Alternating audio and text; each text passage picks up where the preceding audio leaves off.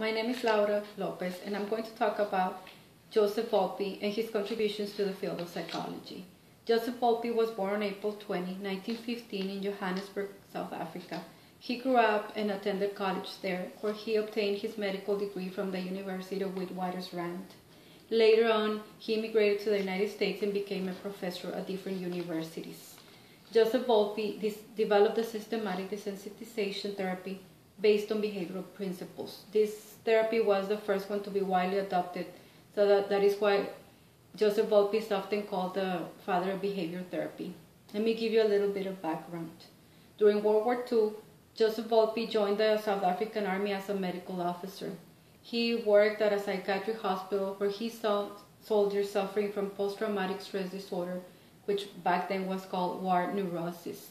Wolpe and his colleagues treated these patients with drug therapy only, but the results were not satisfactory. Therefore, Wolpe decided to work on finding more effective means of dealing with these anxiety problems. That took him to the development of the reciprocal inhibition and the systematic desensitization therapies. What is reciprocal inhibition? Wolpe realized that much of our behavior, good and bad, was learned. So there was no reason why these behaviors could not be unlearned. He started experimenting with cats. These cats were given mild electric shocks accompanied by some visuals and sounds. So the cats learned to associate the shocks with the visuals and sounds.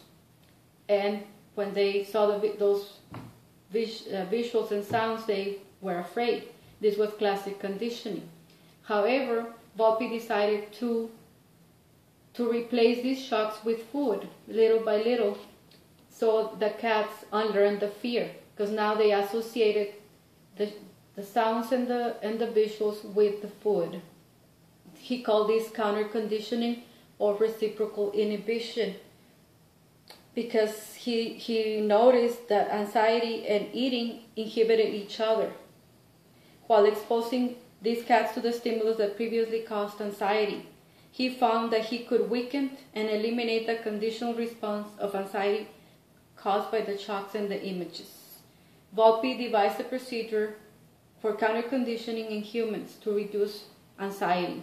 And this he called later on systematic desensitization, which consists of 3 steps.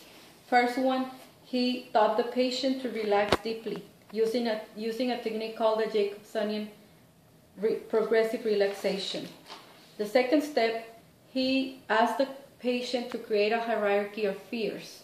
That means the patient would apply different levels to the fear. Let's say that the patient was afraid of snakes. So level 1 would be the least fearsome situation, where a little snake is 50 feet away from him.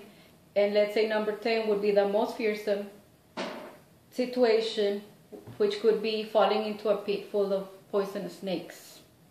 Once he had this hierarchy of fears, he asked the patient to imagine the least fearsome event while remaining completely relaxed. Once the patient could accomplish this, he could move to the second level, to the third, until he reached the 10th level of the most fearsome situation while staying completely relaxed. Once the patient was able to do this, the conditioned emotional response was fully undone or extinguished. So these were the 3 steps for the systematic desensitization. Research shows that desensitization works and it is simple to administer. It also shows that it is effective in treating fears, phobias, and other anxiety disorders, and a wide variety of other mental and behavior problems. Also, we can see that Wolpe was a prolific writer. Some of his most famous books include The Practice of Behavior Therapy and Psychotherapy by Reciprocal Inhibition, which are considered classics of behaviorism. Joseph Wolpe continued teaching classes until he was old, and after retiring, he attended and gave conferences. Unfortunately, he died in 1997 of lung cancer. Thank you.